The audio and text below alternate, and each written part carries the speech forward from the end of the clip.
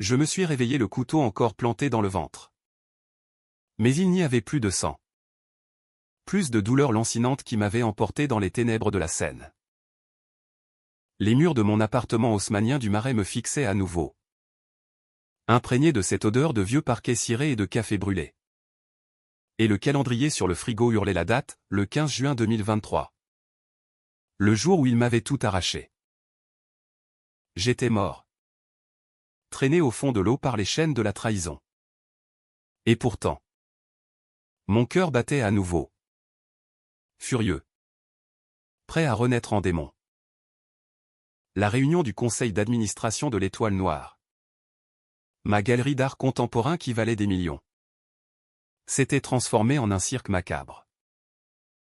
Sophie, ma fiancée aux lèvres de velours et aux yeux de serpent, avait orchestré le coup avec la précision d'un scalpel. Alexandre, tu es fini. Avait-elle susurré en public. Son sourire carnassier illuminé par les projecteurs. Tandis que les investisseurs, ces requins en costard, applaudissaient mon éviction. Et moi, j'avais ri. Pensant que c'était une blague cruelle de notre jeu amoureux tordu. Mais non, c'était le début de ma chute. La clé USB qu'elle m'avait tendue comme un cadeau empoisonné. Rempli de faux comptes. De transactions fictives qui me collaient au dos le sceau du fraudeur. Maintenant. Dans cette seconde chance volée au Dieu ou au diable. Qui sait? Je sentais la rage couler dans mes veines comme un vin rouge corsé. Âpre et inoubliable. Paris. Cette putain de ville lumière. M'avait vu naître et mourir, elle me verrait me venger. Sophie. Et son amant complice. Mon meilleur ami Julien. Perret. Pas avec des balles ou des poisons vulgaires, non. Avec la lente érosion de leurs empires bâtis sur mes ruines. Et cette clé. Cette foutue clé que le concierge m'avait glissée dans la main ce matin-là. Comme un clin d'œil du destin, elle ouvrait un coffre-fort oublié dans les sous-sols de la banque Rothschild. Contenant 4,2 millions d'euros en actifs non déclarés. Le secret que j'avais enterré pour protéger notre amour maudit. Ils ignoraient que je le savais. Maintenant. Tout avait changé. Filin, mot, 1024. Les rues du Marais bruissaient déjà de ce tumulte matinal typiquement parisien, le klaxon impatient des taxis jaunes. L'arôme des croissants chauds s'échappant des boulangeries. Et ce murmure constant de la ville qui jamais ne dort vraiment. J'avais enfilé mon vieux trench beige. Celui que Sophie détestait tant parce qu'il sentait le tabac froid et les regrets. Et je m'étais glissé dehors comme un fantôme. Mon reflet dans la vitrine d'un café me renvoyait un visage que je reconnaissais à peine, les mêmes rides d'inquiétude autour des yeux verts. La cicatrice discrète sur la mâchoire d'une chute à vélo dans ma jeunesse. Mais avec une lueur nouvelle. Une flamme qui n'était pas là avant la noyade. J'étais Alexandre Duval. Galeriste de 35 ans. Héritier d'une lignée d'artistes ratés. Et j'avais construit l'étoile noire de mes mains tremblantes. En vendant des toiles abstraites à des millionnaires qui y voyaient leur propre vide intérieur. La première étape de ma renaissance? Retrouver cette clé. Le concierge. Un vieux breton nommé Henri avec une moustache jaunie par des décennies de gauloise. M'avait tendu l'enveloppe ce matin-là. Comme dans un film de Polanski. Monsieur Duval? Pour le coffre familial. Votre grand-père l'a laissé pour vous? Au cas où. Au cas où quoi? Au cas où la vie me baiserait en public? Comme elle l'avait fait? J'avais ri jaune à l'époque. Glisser la clé dans ma poche sans y penser. Mais maintenant. Je savais, ce coffre contenait non seulement l'héritage liquide de mon aïeul aux 4,2 millions en bons au porteur et en lingots mais aussi les dossiers. Les dossiers sur Sophie et Julien. Ces serpents que j'avais élevés en les aimant trop fort. Je marchais d'un pas vif vers la Seine. Le vent frais du printemps fouettant mon visage. Les souvenirs affluaient comme des vagues turbulentes, notre première nuit. Sophie et moi. dans un atelier crasseux de Montmartre. Entourée de toiles inachevées et de bouteilles de Bordeaux vides. Elle était mannequin. Ou du moins le prétendait elle. Avec ce corps sculpté par des heures de yoga et des régimes draconiens. Julien. Mon frère d'armes depuis l'école des beaux-arts. Était le critique qui avait propulsé ma galerie sur la carte. Nous formions un trio invincible. Jusqu'à ce qu'il décide que l'invincibilité, c'était trop pour un seul homme. La banque Rothschild se dressait comme un bastion néoclassique au cœur du 8e arrondissement.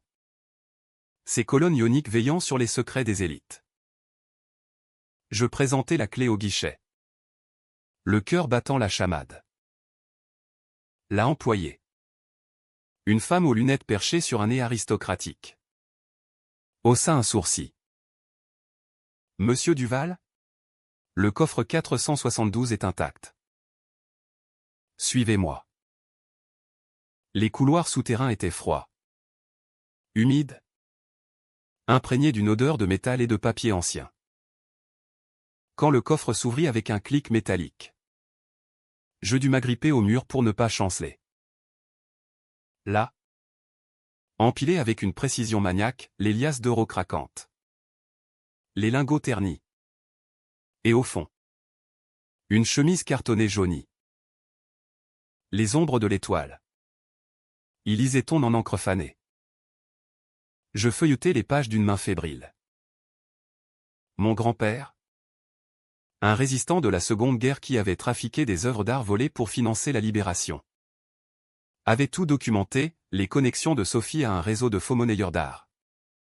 Ses dettes abyssales cachées derrière son sourire de starlette. Et Julien? Il n'était pas mon ami, il était le fils illégitime d'un collectionneur rival que grand-père avait ruiné dans les années 70. La trahison remontait à des générations. Un cycle de vengeance que j'avais brisé en les aimant, pour le reformer en les haïssant. Je fourrai les dossiers dans mon sac. Refermai le coffre. Et remontai à la surface comme un homme nouveau. Paris m'attendait. Avec ses lumières qui dansaient sur l'eau. Et je jurais sur la tombe que je n'avais pas encore, il paierait. Jusqu'au dernier centime de leur âme. De retour à l'appartement. Je m'installai à mon bureau encombré de catalogues d'expositions et de verres à moitié vides. Il était temps de planifier. La première phase, infiltrer à nouveau l'étoile noire. Sophie et Julien pensaient m'avoir évincé définitivement. Me laissant pour mort financièrement et moralement. Mais avec ces 4,2 millions. J'étais un phénix. J'appelai mon avocat. Un vieux renard nommé Laurent. Qui avait toujours flairé le coup foireux. Alexandre? Tu es vivant? Les rumeurs disaient que tu t'étais éclipsé en Suisse. Je ris. Un rire sec comme un coup de feu. Mieux que ça. J'ai de quoi les enterrer. Mais discrètement. Prépare les papiers pour racheter des parts anonymes via une société écran. Laurent hésita. Sa voix craquelant comme du parchemin. C'est risqué. Mon garçon. Sophie a des appuis à la préfecture. Et Julien. Il est connecté au syndicat d'artistes. Si tu les attaques frontalement. Je l'interrompis, pas frontalement. Subtilement. Comme un poison lent. Nous raccrochâmes. Et je me versai un whisky pur malt. Le liquide ambré brûlant ma gorge comme un serment. La nuit tombait sur Paris. Les toits se parant de zinc bleuté sous les réverbères. Je repensais à la mort, l'eau glacée envahissant mes poumons. Les bulles de mes derniers cris étouffés par le courant. Sophie m'avait poussé du pont des Arts. Un baiser final sur les lèvres. Murmurant, adieu. Mon amour. C'était trop beau pour durer. Julien avait fourni les chaînes. Prétextant un accident de bateau pour l'assurance. Mais maintenant, je vivais. Et la vengeance? En France? N'est pas un plat froid, c'est une symphonie orchestrée. Avec des crescendos de scandale et des silences assourdissants. Le lendemain. Je me rendis à la galerie Incognito. Barbu et casquette enfoncée. L'étoile noire bourdonnait d'activité, vernissage d'une expo sur l'art érotique contemporain. Des corps nus peints sur toile qui se tortillaient sous les spots. Sophie était là. Radieuse en robe rouge sang. Flirant avec un collectionneur qatari. Julien.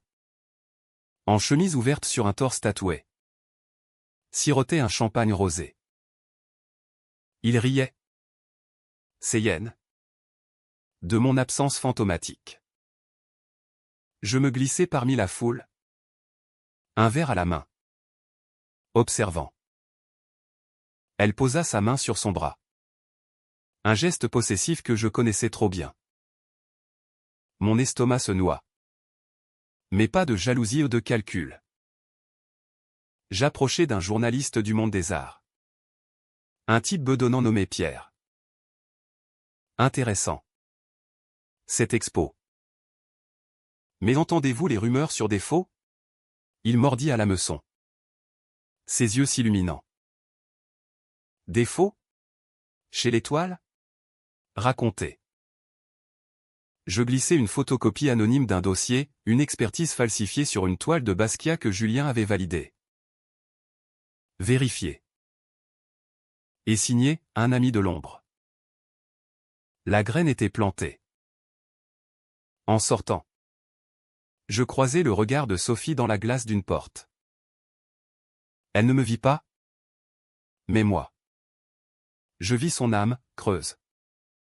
Avide. Demain. La phase 2, ruiner Julien financièrement. J'avais déjà transféré 1 million sur un compte offshore. Investi dans des options courtes sur les actions de sa société de critique.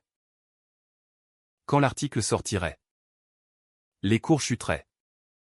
Et il se noierait dans ses propres dettes. Paris. Ma belle infidèle. Applaudirait en silence. Les jours suivants furent un tourbillon de manigances feutrées. Laurent boucla l'achat des parts, 15% de la galerie sous le nom d'une holding bidon. Ombre du Marais SARL. Sophie et Julien. Occupés à fêter leur victoire. N'y virent que du feu. L'article du Monde parut un mardi pluvieux, scandale à l'Étoile noire, faux d'art et magouille financière. Les accusations étaient voilées. Mais piquantes comme un absinthe mal dosé. Julien appela en urgence ses avocats. Son visage blême sur les écrans de BFM. Sophie. Elle. Joua la veuve éplorée dans les interviews. Larmes de crocodile, Alexandre était un génie torturé. Sa disparition nouante. Je regardais tout ça depuis un bistrot anonyme de Belleville. Un café serré devant moi. Riant intérieurement. La tension montait. Palpable comme l'humidité automnale. Mais ce n'était que l'apéritif.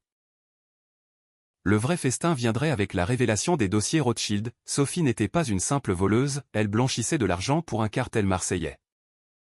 Utilisant les ventes d'art comme couverture. Julien. Son amant. Signait les expertises pour gonfler les prix. Mon grand-père l'avait su. Et m'avait légué les preuves pour que je n'oublie jamais, en France. L'art n'est pas innocent, il est arme. Un soir, alors que la pluie martelait les pavés, je reçus un appel anonyme. Une voix rauque. Féminine, Duval? Tu crois que tu peux jouer avec le feu sans te brûler? Ils savent que tu es de retour. Mon sang se figea. Qui? Un allié de Sophie? Je raccrochai. Le cœur cognant. La chasse était ouverte des deux côtés. Mais j'étais prêt.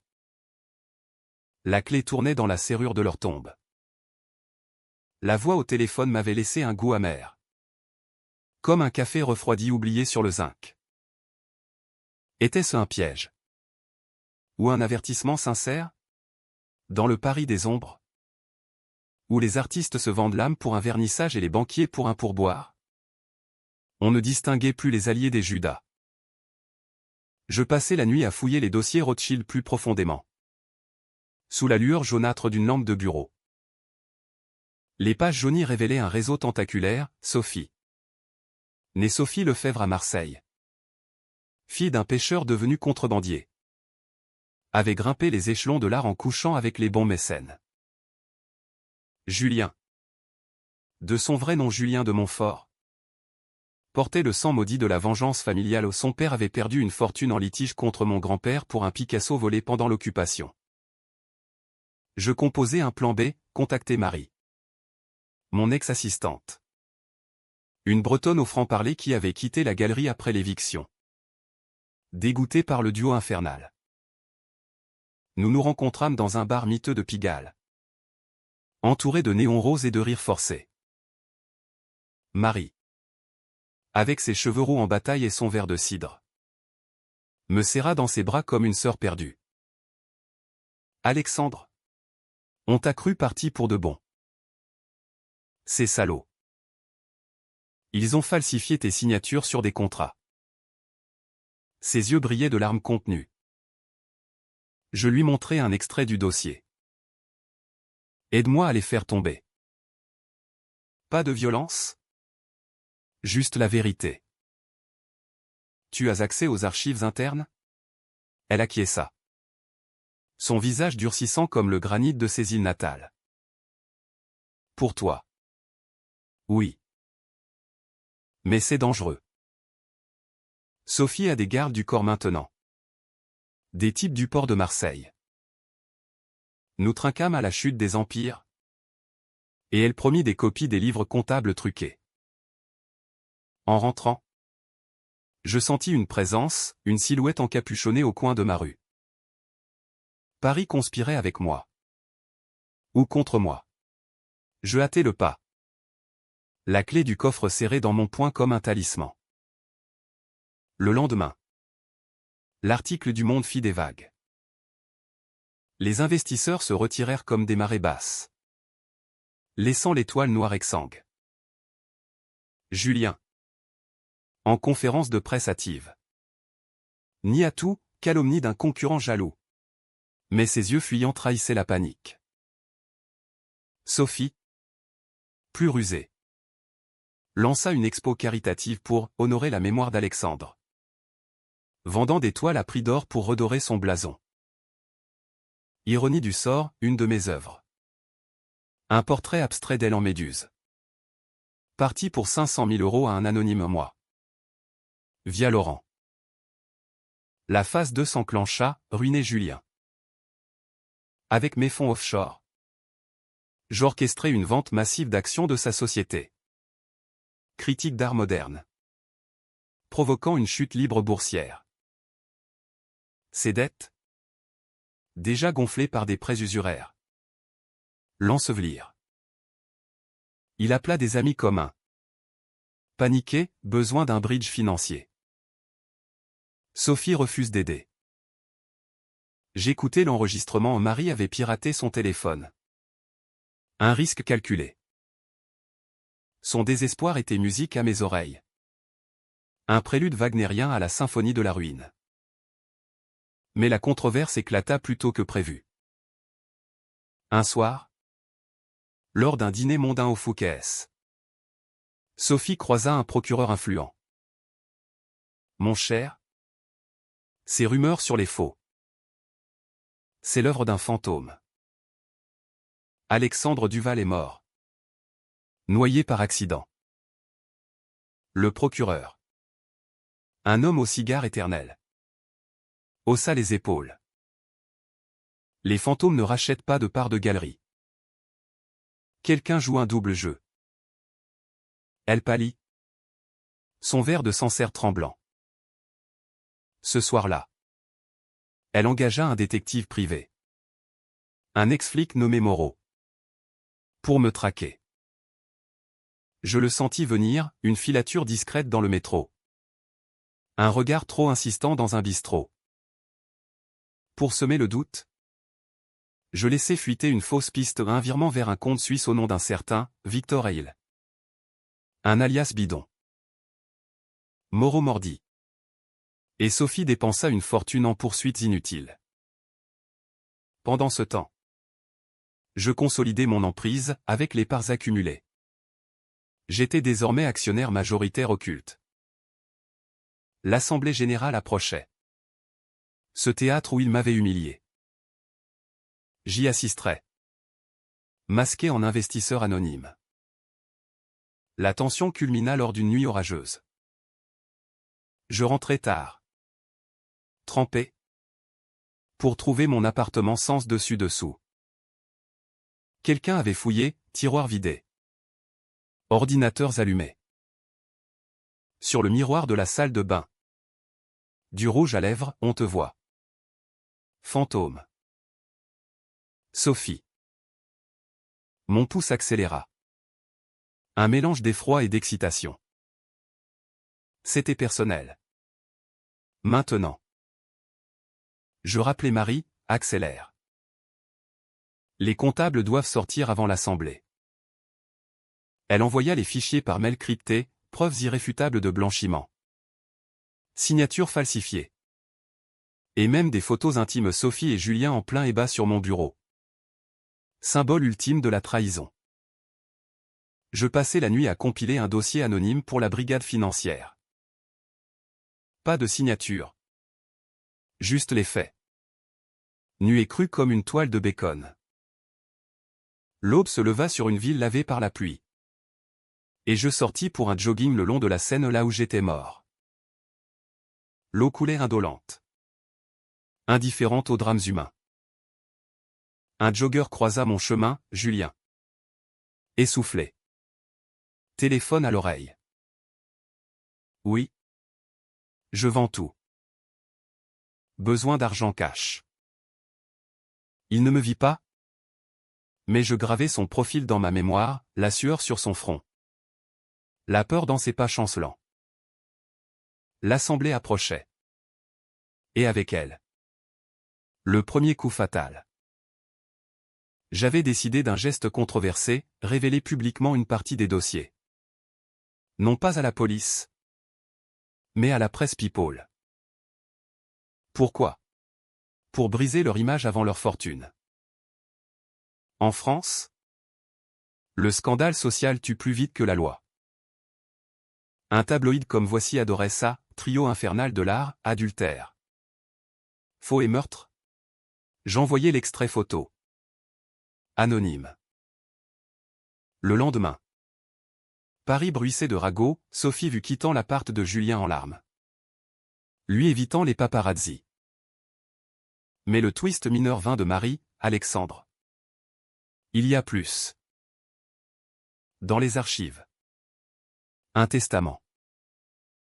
Ton grand-père t'a légué non seulement l'argent, mais un réseau d'informateurs. Un d'eux est dans la police.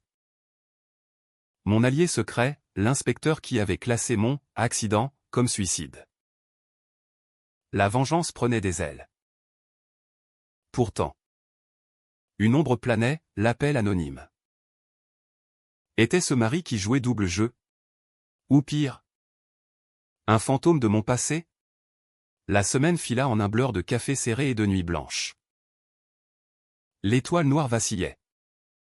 Annulation d'expo en cascade. Sophie, acculée, organisa une soirée de gala pour sauver les meubles thème, Renaissance des ombres. Ironie mordante. J'y assistais. En smoking impeccable. Sous le nom de Monsieur Hale. Elle traversa la salle. Reine déchue. Son regard balayant la foule. Quand nos yeux se croisèrent. Un frisson la traversa, reconnaissance instinctive. Vous me rappelez quelqu'un. Murmura-t-elle en s'approchant. Son parfum de jasmin envahissant l'air. Je souris. Voix altérée, les fantômes pullulent à Paris. Mademoiselle. Julien. ivre de stress. S'effondra en discours, l'étoile renaîtra. Mais ces mots sonnaient creux. À minuit. Alors que les invités valsaient sur un air de Piaf remixé. Mon téléphone vibra, l'article voici en ligne. Photochoc. Titre hurlant. Le gala implosa en chaos au cri. Flash. Sirène au loin. Sophie s'effondra en sanglots. Julien hurla des injures. Je m'éclipsai dans la nuit. Le cœur gonflé d'une joie amère. Phase 3, la loi. Le scandale éclata comme une bombe à fragmentation, éparpillant les éclats de leur réputation sur les boulevards parisiens. Voici titré en une, le couple infernal de l'art, trahison. Adultère et cadavre dans la Seine. Les photos floues mais accablantes montraient Sophie et Julien enlacés, superposés à une vue du pont des Arts. Paris. Ville des amours impossibles. Se délecter du drame, café bondé de ragots. Tweet viraux sous étoile noirguette. Sophie se terra dans son loft de Passy. Assiégée par les paparazzi, Julien, lui, sombra dans une crise de nerfs, annulant rendez-vous et vendant sa collection privée à prix cassé. Moi, j'opérais dans l'ombre. Un marionnettiste invisible tirant les fils. L'inspecteur contacté par Marie un certain Duval. Homonyme ironique. Un flic intègre du 36 quai des Orfèvres mordit à l'hameçon. Nous nous rencontrâmes dans un commissariat désert de la Bastille. Odeur de café rance et de dossiers moisis. Monsieur Hill, ou devrais-je dire Duval? Vos preuves sont solides. Blanchiment. Faux. Et suspicion de meurtre. Mais pourquoi anonyme? Ses yeux perçants me transperçaient. Je haussai les épaules. Masquant mon accent, la vengeance est un art personnel. Faites-le pour la justice. Il promit une perquisition rapide. Pendant ce temps, je consolais Marie par téléphone, tu as sauvé des vies. La mienne comprise. Sa voix trembla, et s'il riposte? Sophie m'a appelé. Menaçante. Je la mis en garde, change de numéro. Reste prudente. La paranoïa s'installait. Un brouillard londonien sur la ville. Était-ce l'appel anonyme qui ressurgissait? Je fis vérifier mon téléphone par un hacker freelance 500 € bien dépensés, trace d'espionnage. Logiciel installé lors de la fouille de mon appart. Sophie jouait sale. La controverse s'intensifia avec une décision qui me tarauda, diffuser un enregistrement audio. Volé par Marie. Ou Julien confié à un acolyte, Duval? On l'a poussé. Le con. L'assurance couvre. Et Sophie hérite. Pas de preuves irréfutables. Mais assez pour enflammer les forums. Le web explosa, pétition pour rouvrir l'enquête sur ma mort. Théorie conspirationniste liant l'affaire à des mafias corses. J'étais un martyr numérique. Et eux? Les vilains du polar. L'Assemblée générale de l'Étoile Noire fut le théâtre parfait. Salle comble au sous-sol de la galerie. Air chargé de tension et de parfums coûteux. Sophie présidait. Palme et combative en tailleur Chanel noir. Julien, à ses côtés, transpirait abondamment. J'entrai en dernier. Monsieur Hale. Et réclamait la parole, mesdames. Messieurs. J'ai une offre d'achat totale. 10 millions. Cash. Murmure. Sophie blêmit, qui êtes-vous? Je souris, un fantôme rentré au bercail. Le vote fut un massacre, avec mes parts. Je l'emportai 51 à 49. Julien bondit, c'est un coup monté. Appelez la sécurité. Mais trop tard, les huissiers scellèrent le deal. En sortant. Sophie me coinça dans l'escalier, Duval. Je le sens. Tu es mort. Je t'ai vu couler. Son ongle s'enfonça dans mon bras. Son souffle chaud contre mon oreille. Reviens des enfers si tu veux. Mais je t'entraînerai avec moi. Je la repoussai doucement, l'enfer. C'est pour les traîtres. Ma chère. Cette nuit-là. La perquisition frappa. Sirène hurlante devant la galerie. Flic en gilet pare-balles emportant carton et ordinateur. Sophie hurla des insanités en direct sur Instagram Live. Julien se fit arrêter pour entrave à la justice. Les 4,2 millions? Intacts? Réinvestis en actions stables ma forteresse. Mais le twist frappa comme un coup de poignard, l'appel anonyme revint. Voix déformée, bravo pour le spectacle. Mais tu ignores le vrai secret. Ton grand-père n'était pas un héros, il a volé le Picasso à mon père. Je suis la fille de Montfort. Et toi? Tu n'es qu'un pion. Mon sang se glaça. Une sœur cachée de Julien? Non, la voix était féminine. Jeune. Elle envoya une photo, moi. Bébé. Avec un homme ressemblant à Julien senior. Le doute s'insinua, étais-je vraiment Duval? Les dossiers parlaient d'un échange d'héritage. Un mensonge familial pour venger le Picasso. La trahison était plus profonde. Un labyrinthe généalogique. Paris. Avec ses archives jaunies et ses tombes anonymes au Père-Lachaise.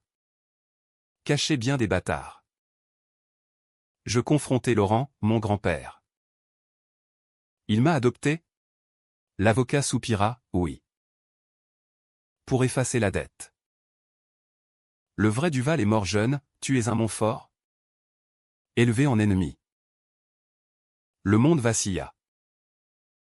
Ma vengeance n'était pas mienne, elle était un cycle éternel. Pourtant. Je ne m'arrêtais pas. Au contraire, j'utilisais le secret pour négocier. J'appelais la voix, rendez-vous au Pont des Arts. Minuit. La pluie tombait en rideau. La scène gonflait de secrets. Elle apparut. Ombre en imperméable, Élise. 28 ans. Yeux verts comme les miens. Cheveux noirs comme Julien. Frère. Ou demi-frère. Père voulait te tuer. Comme grand-père l'a ruiné. Mais moi. Je veux la paix. Les 4,2 millions? Partage-les. Et on arrête le cycle. Son offre était tentante. Un happy end bourgeois. Mais la rage en moi hurlait non. Sophie et Julien devaient payer pour mon faux amour. Ma fausse mort. Je refusais, la paix est pour les faibles. La vengeance? Pour les artistes. Elle partit.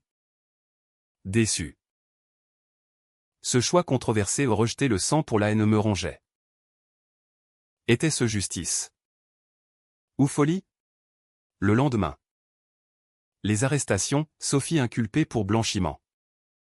Julien pour complicité de meurtre. Ils nièrent? Bien sûr. Mais mes preuves étaient accablantes. Pourtant. La tension culminait. Moreau. Le détective. Me traqua enfin, Duval. Vous êtes en état d'arrestation pour chantage et diffamation. Sophie avait contre-attaqué. Fabriquant des preuves contre moi. Fuite ou combat? Je choisis le combat. Un duel intellectuel au tribunal. Le tribunal de Paris. Ce colosse de pierre du palais de justice. Avala mes peurs comme il avale les âmes damnées. Assis dans la salle d'audience. Flanqué de Laurent. Je fixais Sophie de l'autre côté de la barre, menottée. Mais toujours altière. Son tailleur froissé ne masquant pas sa fureur. Julien, en cellule depuis une semaine, avait plaidé coupable pour un allègement de peine lâche jusqu'au bout. Le juge, un homme sec au binocle d'acier, tapa du marteau, affaire Duval contre Lefebvre et Montfort. Accusation, meurtre prémédité. Blanchiment d'argent. Et faux en écriture. Mon témoignage fut un scalpel, je décrivais la nuit fatidique. Le baiser empoisonné. La chute dans l'eau noire. Je l'ai senti me pousser. Vos honneurs. Et j'ai nagé pour survivre ou renaître. Les jurés. Ces bourgeois du 16e aux visages impassibles. Murmurèrent. Sophie hurla, mensonge. Il s'est suicidé. Rongé par la jalousie. Mais les enregistrements parlèrent, sa voix. Froide comme un vent d'Est. Confessant le plan à Julien. Le procureur. Un jeune loup ambitieux. Enfonça le clou avec les dossiers Rothschild, non seulement un crime passionnel, mais un réseau criminel utilisant l'art comme façade. La controverse explosa quand Élise témoigna. Invoquée par la défense. Mon frère Alexandre est un Montfort. Cette vengeance est familiale. Pas justice. Il a hérité d'un mensonge. La salle bruissa, scandale généalogique. Pire qu'un adultère chez les Rothschild. Les journaux titrèrent, le galeriste fantôme, bâtard ou vengeur. Mon choix de rejeter Élise devint le pivot, avais-je droit à la revanche? Où étais-je un monstre forgeant le cycle? Laurent murmura, c'est risqué. Le jury pourrait voir en toi un manipulateur. En effet. La défense contre-attaqua, Moreau présenta des faux virements. Prétendant que j'avais orchestré le scandale pour racheter la galerie à bas prix. Un requin en trench. Messieurs. Clamait l'avocat de Sophie. Un barbouze aux cravates Hermès. Je sentis la marée tourner, les jurés fronçaient les bras. Pour redresser. Je fis un geste controversé, révéler en direct le contenu exact des 4,2 millions. Pas pour moi. Mais pour les victimes du blanchiment orphelinat marseillais. Œuvre volée rendue au musée. Don public. Calculé pour l'image, en France. La charité sauve plus que l'épée. Le jury délibéra 3 jours. 3 jours de purgatoire où Paris me jugea sur l'autel des réseaux sociaux. Tim Duval contre Innocence Sophie. Même et pétition fusant. Élise m'appela, tu joues avec le feu. Frère. Si tu gagnes. Je disparais. Mais souviens-toi, le sang appelle le sang. Sa voix. Douce amère. Raviva le doute. Étais-je le héros? Ou le vilain d'une saga familiale? Le verdict tomba un matin brumeux, Sophie. 20 ans ferme pour meurtre et blanchiment, Julien. 15 pour complicité. La salle explosa en flash et cris. Elle me foudroya du regard en sortant, tu paieras dans l'autre vie. Alexandre. Je hochai la tête, j'y suis déjà allé. Et j'en suis revenu. Victoire douce. Empoisonnée par le vide. L'étoile noire était mienne. Mais sans eux. Que restait-il? Un empire creux. Comme une toile non finie. Pourtant. Le vrai chaos guettait. Des semaines plus tard. Alors que je rouvrais la galerie avec une expo sur « La Renaissance vengeresse, ironie postmoderne ». Un colis anonyme arriva, une toile? Un Picasso mineur. Avec une note, de ton vrai grand-père. Élise. Le test ADN joint confirmait, j'étais Montfort. Héritier du vol originel. Le cycle se refermait. Devais-je détruire l'œuvre? Ou l'exposer comme trophée? La décision fut controversée, je la donnai au Louvre. Avec une plaque « Rédemption par la vérité ». Les critiques hurlèrent au scandale blanchiment d'art volé. Mais le public acclama. Paris pardonne les artistes tourmentés. Sophie, de sa cellule de Fleury-Mérogis, m'envoya une lettre, tu as gagné la bataille. Mais perdu ton âme. Rejoins-moi en enfer. Je la brûlai. Cendre dans le vent de la Seine. Élise réapparut lors du vernissage. Élégante en robe noire. Frère. On recommence? Son offre, partenariat. Paix familiale. Mais la rage. Cette vieille amie? Murmura non. Ou peut-être oui. Le twist final se profilait, un appel de l'inspecteur Duval, nouvelle piste. Sophie n'était pas seule. Un commanditaire plus haut, un ministre de la Culture impliqué dans le blanchiment. La toile s'élargissait. Un complot d'État. Je serrai la main d'Élise, allons-y ensemble. Vengeance 2.0. Paris. Éternelle séductrice. Nous ouvrait ses bras. Le ministre, un certain Henri Deveau, était l'archétype du politicien français, sourire carnassier au plateau télé.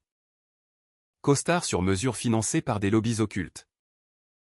Et un amour immodéré pour l'art comme couverture. L'inspecteur Duval, avec ses dossiers jaunis du quai des Orfèvres, avait tracé le fil, vente d'œuvres surévaluées à l'étoile noire. Fonds détournés vers des comptes offshore corse. Et Sophie comme prête-nom. Il vous croyait mort. Duval. Mais maintenant, il sait que le fantôme rôde.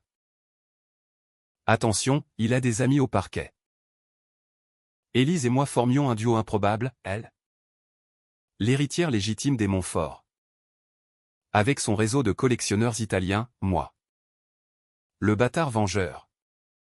Armé des 4,2 millions et d'une rage transmuée en stratégie. Nous nous installâmes dans un café discret de Saint-Germain. Sous les portraits de Sartre et Beauvoir ironie. Ces amants maudits veillant sur notre pacte. Pourquoi m'aider, demandai-je.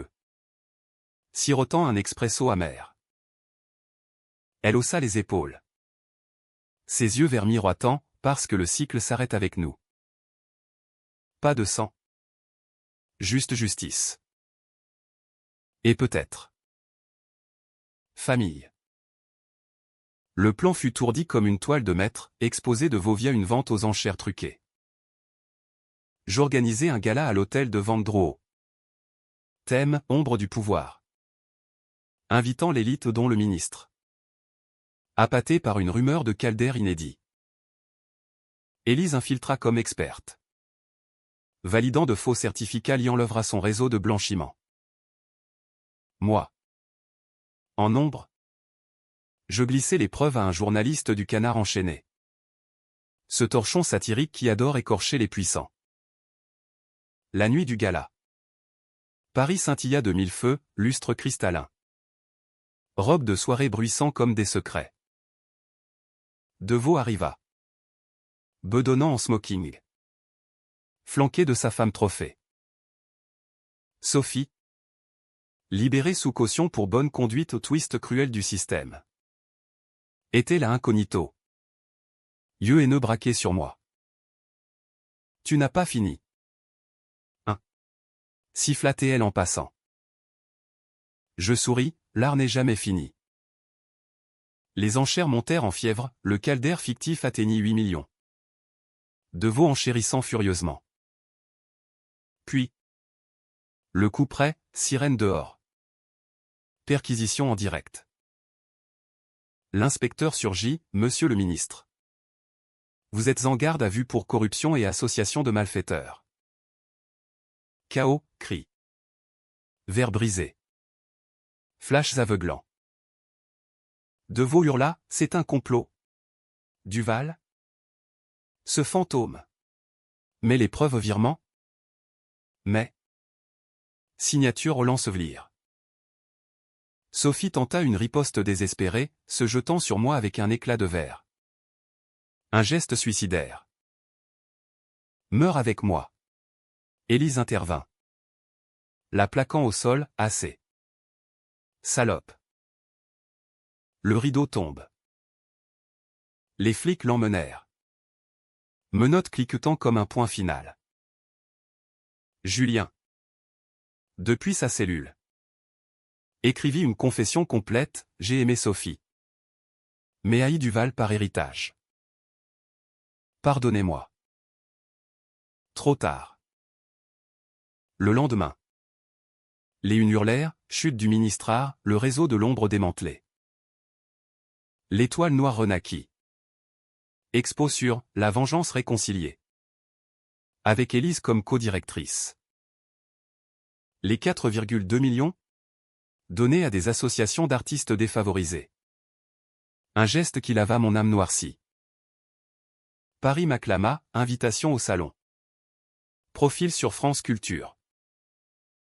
Mais la vraie victoire fut intime, dîner avec Élise au Pont des Arts. Sous les cadenas d'amours éphémères. À la famille. Trinquâmes-nous. Vin rouge coulant comme du sang pardonné. Pourtant. Le Big ACH ou Happy End. Vin en épilogue. Une lettre de Sophie. De prison, tu as gagné. Mais regarde-toi, seul. Hanté. Ma trahison t'a sauvé d'une vie fade. Merci. Je la lus au bord de la Seine. Larmes salées se mêlant à l'eau. Elle avait raison, la vengeance m'avait reconstruit. Mais brisé aussi. Élise posa sa main sur mon épaule, on recommence. Frère. Vraiment. Paris. Indifférente. Alluma ses lumières. J'étais vivant. Renaissant éternel. La clé du concierge? Elle ouvrait non un coffre, mais un destin. Et pour la première fois, je la rendis à Henri, gardez-la. Pour le prochain fantôme.